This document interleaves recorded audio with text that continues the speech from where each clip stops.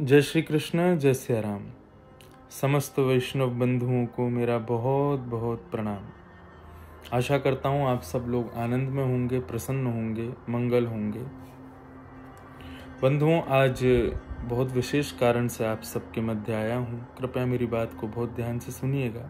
यद्यपि इस प्रकार बहुत कम आता हूँ, पर आज आया हूँ एक बहुत विशेष कारण है।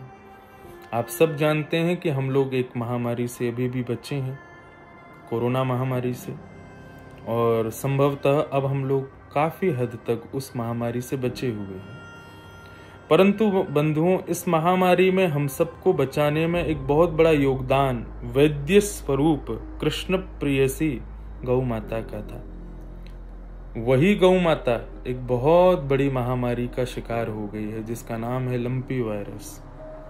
ये लंपी वायरस गायों को हो रहा है, जहां पर गायों के शरीर में फोड़े हो जाते हैं, बुखार आ जाता है, गाय चारा खाना पीना बंद कर देती है, चलना फिरना बंद कर देती है। धीरे धीरे वो फोड़े बड़े होकर के फूट जाते हैं, उनमें से रक्त निकलता है, मवाद निकलता है। एक गाय से दूसरी गायों में ये संक्रमण फैलने लग जाता है और धीरे धीरे गाय की मृत्यु हो जाती है, और हम आप सब लोग केवल बैठे बैठे देखते रह जाते हैं। बंधुओं, हम इतने योग्य तो नहीं है कि हम गौशालाओं में जाकर के सेवा कर सकें, पर हमको ठाकुर जी ने दूसरी योग्यताएं दी हैं। और वो दूसरी योग्यता ये है कि हम लोग अपने मेहनत से कमाए गए किसी द्रव्य को, किसी अंश को इन गायों की सेवा में भेज दें, ताकि जो गौ माता की सेवा कर रहे हैं वो हमारे धन से उनकी सेवा में हमारे किसी योगदान को पहुंचा सकें। यद्यपि हम कभी भी किसी प्रकार के दान की चर्चा अपनी कथा से भी नहीं करते हैं, परंतु इस बार बहुत जरूरी है।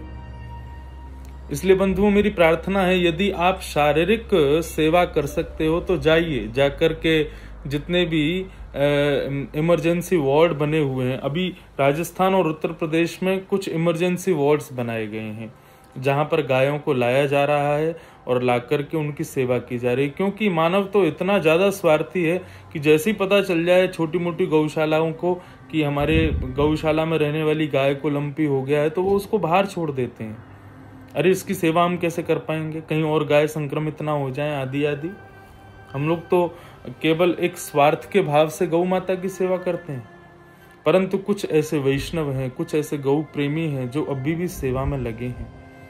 हमारे वृंदावन में भी एक इमरजेंसी वार्ड बनाया गया है, जहां पर लंपी वायरस से संक्रमित गायों को लाया जा रहा है, उनकी सेवा की जा रही है, उनको बचाने का पूर्ण प्रयास किया जा रहा है।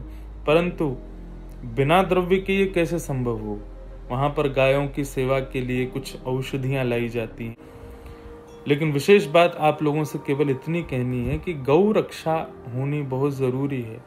भागवत की माने तो पृथ्वी ही गौ स्वरूप धारण करती है, और पृथ्वी पर होने वाले संकट ही गौ माता के रूप में दिखाई देने लग जाते हैं, गौ माता के अंदर दिखने लग जाते हैं। आज ये लंपी वायरस हो ना हो बहुत विशेष संकेत कर रहा है कि पृथ्वी का भविष्य कैसा होने वाला है। इसलिए मानव होने के नाते मेरी आप सबसे प्रार्थना है, वैष्णव होने के नाते आप सबसे प्रार्थना है, गौ माता की सेवा के लिए आगे बढ़िए, और अपने आसपास के गौशालाओं में यदि सेवा कर सके तो वहां कीजिए। नहीं तो जो इमरजेंसी वार्ड्स लंपी वायरस से बचाने के लिए गौ माताओं के लिए बनाए गए हैं, वहां पर जाकर के अपना योगदान प्रदान कीजिए। बंधुओं, गौ माता की सेवा के लिए आगे बढ़िए। जरूरी नहीं है कि कोई एक रकम हो या कोई एक धन का एक आंकड़ा हो, उतना ही दें। जो आपसे बन सके, जैसी सेवा आप कर सकें, जरूर कीजिए।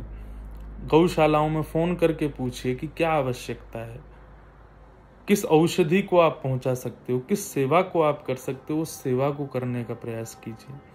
प्रार्थना करता हूं मैं आप सबसे, यदि विश्व का भविष्य मंगल करना है, विश्व का भविष्य उज्जवल करना है, तो हर एक व्यक्ति जो भी इस वीडियो को देखे, गौ माता की सेवा के लिए कृपया कर आगे बढ़िए। गौ माता की रक्षा के लिए कुछ कदम उठाइए। आप सब लोग स्वस्थ रहिए, आनंद में रहिए, प्रसन्न रहिए। बस यही प्रार्थना करता हूँ। जय श्री कृष्ण।